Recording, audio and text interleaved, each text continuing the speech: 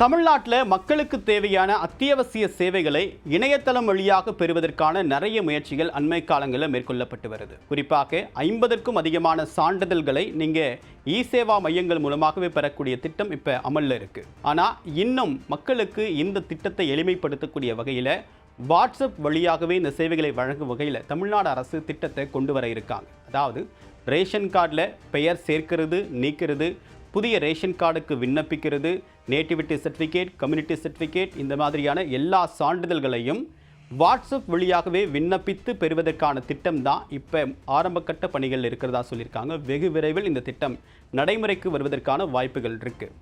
இந்த திட்டத்துடைய நோக்கம் என்னவென்றால் இ-சேவா மையங்களை தவிர்த்துவிட்டு சில சேவைகளை மக்களுக்கு நேரடியாகவே வாட்ஸ்அப் வழியாகவே கொடுக்கலாம் அப்படின்னு தான் திட்டத்துடைய நோக்கமாக இருக்குது.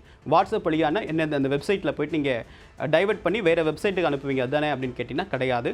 வாட்ஸ்அப் வழியாகவே நீங்கள் எல்லா ஃபார்ம் டீட்டெயில்ஸும் ஃபில்அப் பண்ணி அதன் மூலமாகவே இந்த அந்த சர்டிஃபிகேட் நீங்கள் டவுன்லோட் பண்ணிக்க முடியும். நீங்கள் உங்களுடைய தேர்ட் பார்ட்டி வெப்சைட்டுக்கு உங்களை ட்ரான்ஸ்ஃபர் பண்ணாது.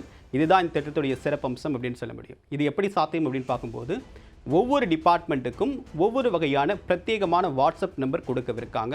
ஸோ எப்படி பேங்க் எல்லாமே உங்களுடைய நேரடியான பர்சனலைஸ் சர்வீஸை வாட்ஸ்அப் வழியாகவே கொடுக்குறாங்களோ அந்த மாதிரி தமிழ்நாடு அரசுடைய பல துறைகளில் இருக்கக்கூடிய முக்கியமான சேவைகளை நீங்கள் வாட்ஸ்அப் வழியாகவே பெற முடியும்.